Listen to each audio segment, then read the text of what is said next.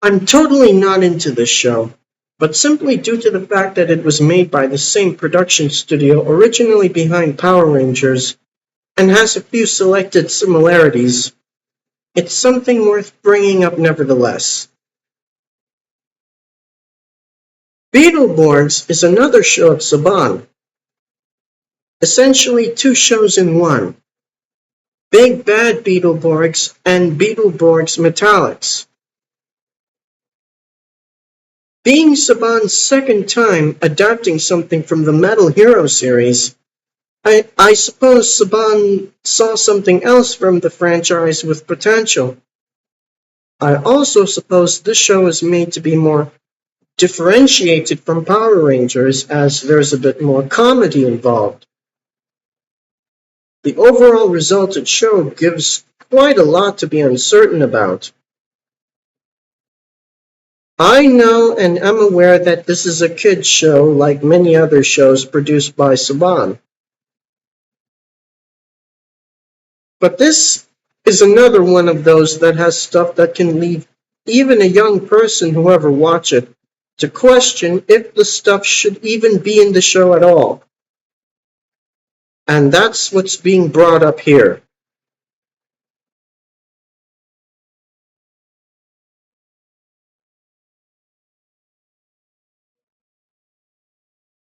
First of all, the title Big Bad Beetleborgs doesn't sound fitting enough. The big bad part sounds more for a villain. Ever heard of the Big Bad Wolf? And what about Beetleborgs? Are they technically named after the Alien Rangers Battleborgs? Even if the suits do resemble beetles, is that all that could be thought of? Anyway, it could have been simply called Beetleborgs. Now, Beetleborgs Metallics takes some getting used to, but it's a bit better than the last one. Better yet, it gives the idea of the Beetleborgs upgraded.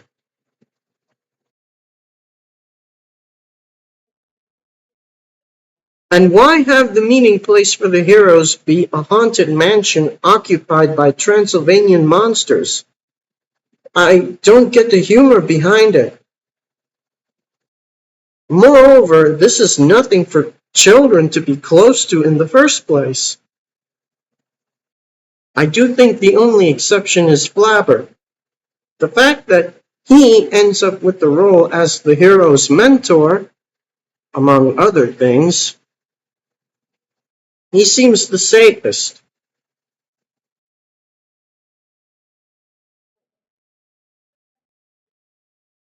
The premise of the show is that after three children release Flabber, he grants their wish to be the Beetleborgs, which originated from comic books. The consequence, though, is that the Beetleborgs' nemesis, the Magnivores, would be brought to life, so the children, being the Beetleborgs, have to fight them off. Now, after a while, the Magnivores bring to life Nucus, a comic book villain created by a different person. After the Magnivores are defeated, the heroes face the crustaceans brought to life by Nucus. But nothing further from there, and the show was left without an end. I'll get more to that later. Right now, my thoughts of the storyline. In a summary, there is stuff in the show that I don't seem to get, such as why did the Magnivores come to life after the children became Beetleborgs? And were the monsters in the mansion actually going to consume the children? And did they still want to?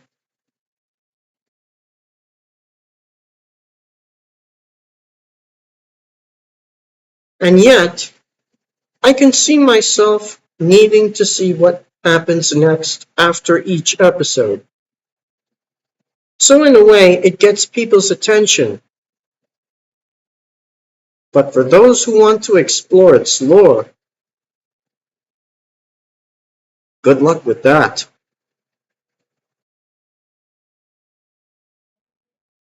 On to the team of heroes. The ones being followed are Drew, Joe, and Roland. I don't know about you, but is having one white male, one white female, and one black male in a three-person team always a good idea? Couldn't a bit more diversity be tried there?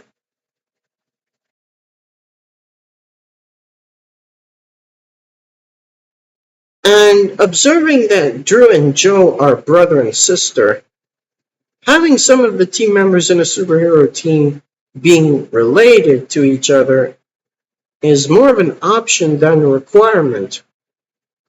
But I shouldn't have any problems with it here.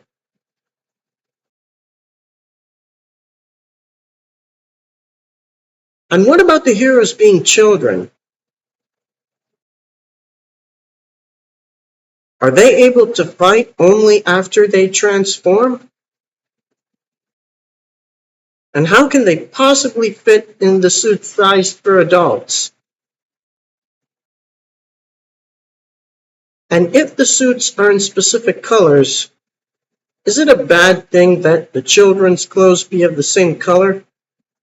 Maybe it's a bigger challenge in Beetleborg's Metallics.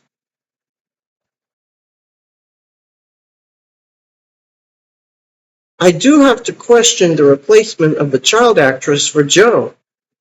Is it because the original child actress made a personal decision to leave, or did the viewers dislike her personal appearance? And how about the character's change in appearance in the show and the explanation given for it? Is it really a good idea?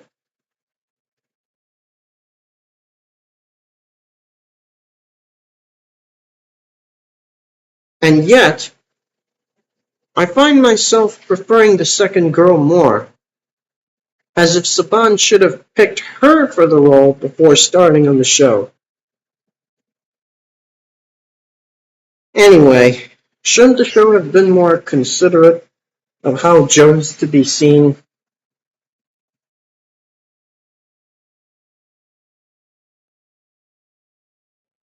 Without going into much details, some of the transformation sequences could have had better ideas.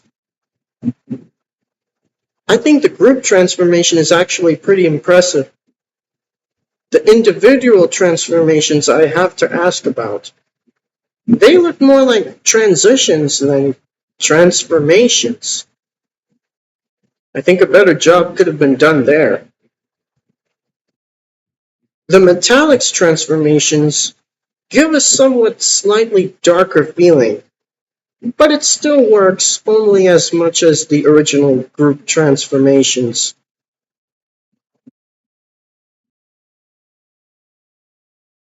And as with VR Troopers and Masked Rider, the show does not have a definitive resolution, and because they ran out of Japanese footage to reuse.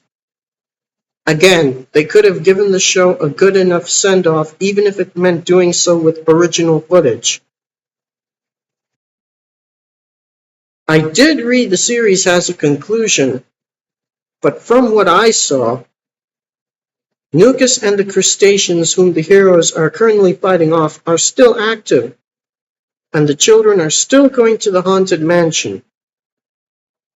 So the children still have to face the enemies at another time as they hassle with Flabber's acquaintances. You know what I consider a resolution to this show? It's when the enemies are permanently dealt with and there's no one else to fight off.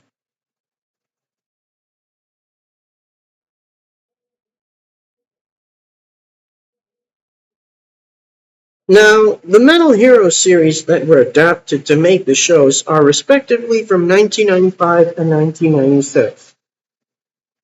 That's during the time Mighty Morphin Power Rangers was on its third season.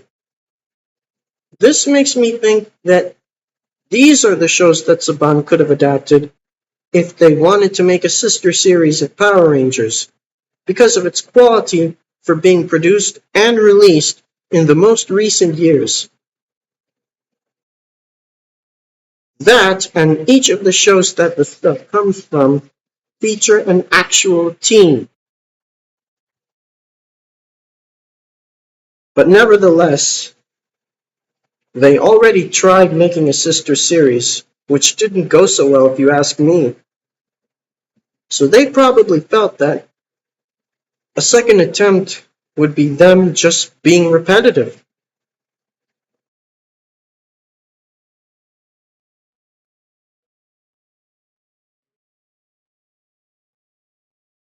Reiterating what I said upon this video's beginning, I don't watch the show. I could have gotten myself into liking it if I was able to watch it on a television station closest to me, but for the elements it had, I'm not among the kind of audience it's meant for. If I got it right, this show is an action show intended to bring up more laughs than the other shows of Saban that adapt Japanese television franchises. But considering the creative change regarding Joe, and that it was left rather open-ended, I don't think the people in the studio were smart enough. I can use something from time to time to make me laugh while it's still action-packed, but I can't say I enjoyed this unless I had watched this when I was young enough and its finale is decisive enough.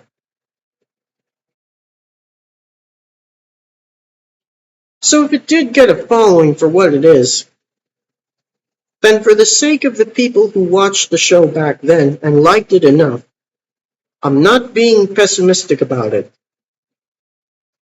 But if the studio felt they couldn't do any more, they shouldn't have left this show incomplete. And being realistic, no one within that audience should disagree with me on that. So in the end, for whatever potential and however much potential Beetleborgs had, Saban could have done a bit better if they wanted this show to be an actually solid show in its own right.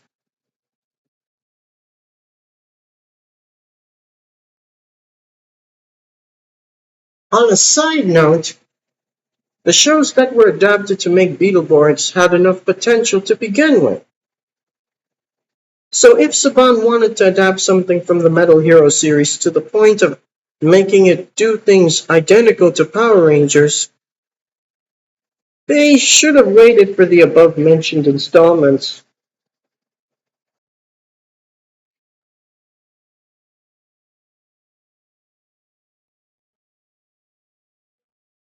Now let me ask you, have you seen Big Bad Beetleborgs and Beetleborgs Metallics?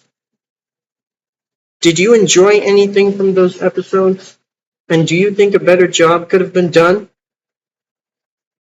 Also, which little girl actress of Joe do you prefer more? Type down your comment, and thanks for watching.